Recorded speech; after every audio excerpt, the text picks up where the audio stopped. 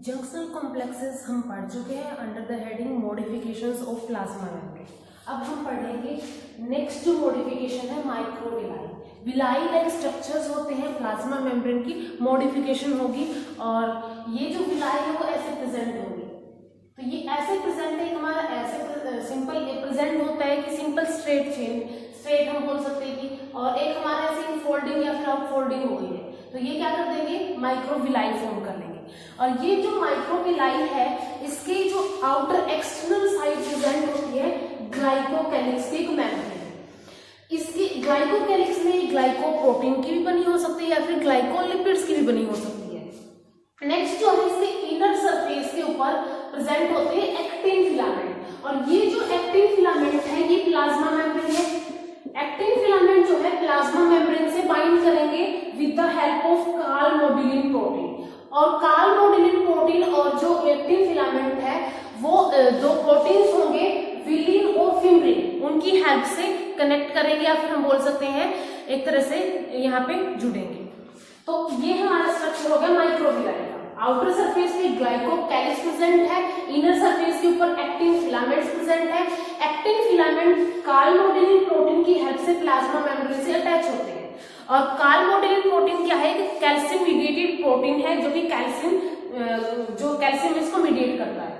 इसके अलावा जो कार्बोमोडिलिन और एक्टिन फिलामेंट्स जो है वो विलिन और फिम्ब्रिन दो प्रोटीन की हेल्प से बाइंड होते हैं। यहाँ पे मेनली जो माइक्रोविलाई है उसका फंक्शन होता है ये हमारी माइक्रोविलाई जो है वो मिलती है जितने भी इंटरस्टिशियल या फिर हम बोल सकते हैं इंटेस्टिनल सेल्स है, जो इंटेस्टाइन है उसकी जो लेयर है उसकी जो बोल सकते हैं हम जो कवरिंग है उसके ऊपर ये क्या प्रेजेंट होगी माइक्रोविलाई प्रेजेंट होगी। जो पीसीटी है प्रोक्सिमल कॉन्वोल्यूटेड ट्यूब्यूल्स जो है नेफ्रॉन के अंदर, उसके अंदर भी जो माइक्रोविलाईज है माइक्रोविलाई लाइक लेयर प्रेजेंट होगी, स्ट्रक्चर प्रेजेंट होगी।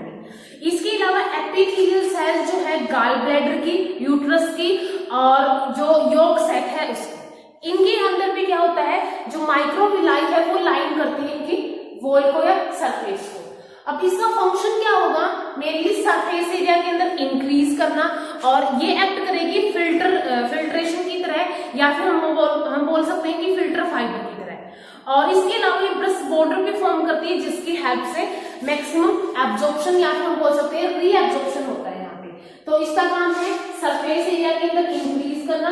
तो जहां सरफेस एरिया इंक्रीज होगा तो सारे सरफेस से क्या होगा एब्जॉर्प्शन या फिर जितना भी रीएब्जॉर्प्शन है या फिर ट्रांसपोर्ट है वो परफॉर्म होगा।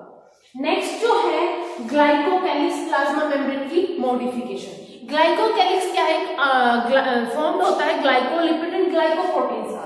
थिन कोट प्रेजेंट होती है, थिन कोट होगी, और ये थिन कोट किसकी बनी होती है म्यूकोपॉलीसेकेराइड्स की, और म्यूकोपॉलीसेकेराइड्स को हम बोलते हैं सियालिक एसिड।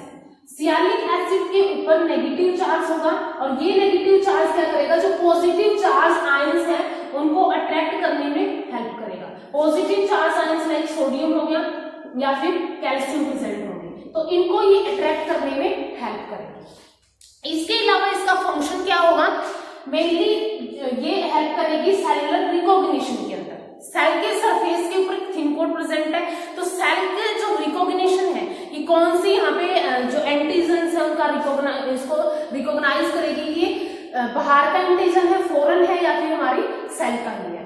इसके अलावा ये हेल्प करेगी प्रोटेक्शन फ्रॉम डाइजेस्टिव जूसेस, जो डाइजेस्टिव जूस होंगे उनसे भी प्रोटेक्शन फॉर्म करेगी, सेल्स को प्रोटेक्ट करके रखेगी। Stability to plasma membrane, outer covering है तो ये स्टेबिलिटी प्रोवाइड करेगी। इसके अलावा ये हेल्प करती है फिल्ट्रेशन, इसके अंदर कुछ फिल्ट्रेशन प्रॉपर्टीज होती है तो सिलेक्टिव फिल्ट्रेशन में भी ये हेल्प करेगी। नेक्स्ट जो है ग्लाइकोकैलिक्स के बाद नेक्स्ट मॉडिफिकेशन है पोर्स। पोर्स जैसे कि प्लाज्मा मेम्ब्रेन जो है वो क्या है पोरस है, पोरस प्लाज्मा मेम्ब्रेन प्रेजेंट होती है। इसके अलावा न्यूक्लियर मेम्ब्रेन भी क्या होती है उसके अंदर भी पोर्स प्रेजेंट होते हैं। तो ये जो पोर्स है ये होते हैं इन्वेजिनेशन ऑफ प्लाज्मा मेम्ब्रेन। ये प्लाज्मा मेम्ब्रेन है और इसकी कुछ ऐसे करके इन्वेजिनेशन फॉर्म हो जाती है जिसकी वजह से ये पोर्स फॉर्म हो जाते हैं। पोर्स जो है दो टाइप के होते हैं, या तो ये वल्वुलर ओपनिंग हो सकती है या फिर ये गेटेड हो सकते हैं। जो वल्वुलर ओपनिंग्स हैं वो होते हैं परमानेंट ओपन, ये परमानेंटली ओपन होंगे। परमानेंटली ओपन होंगे तो इनके अंदर जो एक्सपोर्ट या इंपोर्ट है वो कंटिन्यूस चलता रहेगा। लेकिन जो गेटेड है, गेटेड के अंदर क्या होगा, ऑन रिक्वायरमेंट ही ये ओपन होंगे एंड देन क्लोज हो जाएंगे। जैसे कि सोडियम पोटेशियम चैनल्स है जो कि नर्व फाइबर्स के अंदर मिलते हैं, तो जैसे ही वहां पे कोई स्टिमुलस आएगा तो डिपोलराइजेशन होगी, तो ओपन हो जाएंगे सोडियम चैनल्स एंड देन वो क्लोज हो जाएंगे रीपोलराइजेशन के टाइम पे। तो ऐसे करके ये क्या करते हैं, गेटेड चैनल बोलते हैं हम इनको। ये हेल्प करेंगे movement of small particles, ions की हेल्प मूवमेंट के अंदर ये हेल्प करेंगे। नेक्स्ट जो फिफ्थ हमारी मॉडिफिकेशन है प्लाज्मा मेम्ब्रेन की, एंडोसाइटोटिक वेसिकल्स। ठीक है, एंडोसाइटोटिक वेसिकल्स यानी कि एंडो यानी कि अंदर होंगे और साइटोटिक यानी सेल्स के अंदर कुछ वेसिकल्स प्रेजेंट होंगे, जो कि दो टाइप के वेसिकल्स प्रेजेंट होंगे।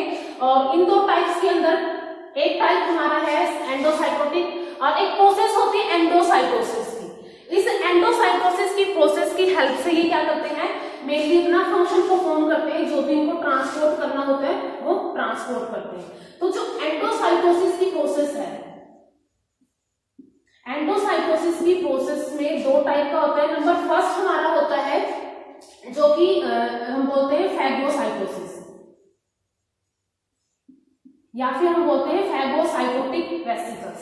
वेसिकल्स प्रेजेंट होंगे तो इसके अंदर फैगोसाइटोटिक वेसिकल्स प्रेजेंट होंगे। ये मेनली अपटेक करता है जो भी सॉलिड पार्टिकल्स है उनको अपटेक करेगा। सेकेंड टाइप की है पिनोसाइटोसिस, यानी कि इसके अंदर कुछ पिनोसाइटोटिक वेसिकल्स प्रेजेंट होंगे जो कि लिक्विड पार्टिकल्स को अपटेक करने में हेल्प करेंगे।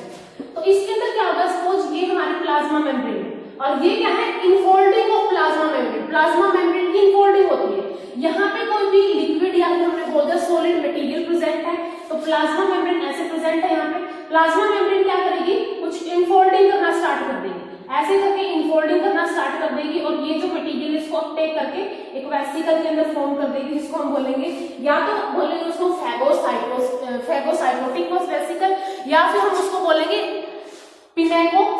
पिनोसाइटोटिक वेसिकल्स। इसका ये जो है ये हेल्प करती है ट्रांसपोर्ट, या फिर हम बोल सकते हैं कि जो भी बाहर से मटेरियल आएगा उसका अपटेक करने में हेल्प करेगी। नेक्स्ट जो मॉडिफिकेशन है सील्स। सील्स जो है एक तरह से कवरिंग ही होगी और ये कवरिंग होगी over the exonym of cilia and flagella. Cilia and flagella locomotion में हेल्प करते हैं। उनके अंदर जो एक्सोनिम प्रेजेंट होता है, एक्सोनिम क्या होता है, एक तरह से इनका स्केलेटन होता है। एक्सोनिम यहाँ पे स्केलेटन स्ट्रक्चर की तरह एक्ट करेगा और उसके ये जो है एक्सोनिम के ऊपर सील्स प्रेजेंट होंगे, जो सीलिया एंड फ्लैजेला के अंदर एक्सोनिम प्रेजेंट होता है। एक्सोनिम के अंदर 9+2 अरेंजमेंट प्रेजेंट होता है, तो 9+2 अरेंजमेंट फॉर्म करके ये एक्सोनिम फॉर्म करते हैं। हेल्प किसके अंदर करेंगे, स्केलेटन फॉर्म करने में हेल्प कर रहे हैं, तो एक तरह से स्केलेटन की तरह ये एक्ट करेंगे। तो ये थी हमारी कुछ modifications of the plasma membrane, जिसके अंदर हमने सबसे फर्स्ट पढ़ा जंक्शनल कॉम्प्लेक्सेस, उसके बाद हमने पढ़ा माइक्रोविलाई के बाद ग्लाइकोकैलिक्स एंड देन पोर्स और endocytotic vesicles and seals. Thank you.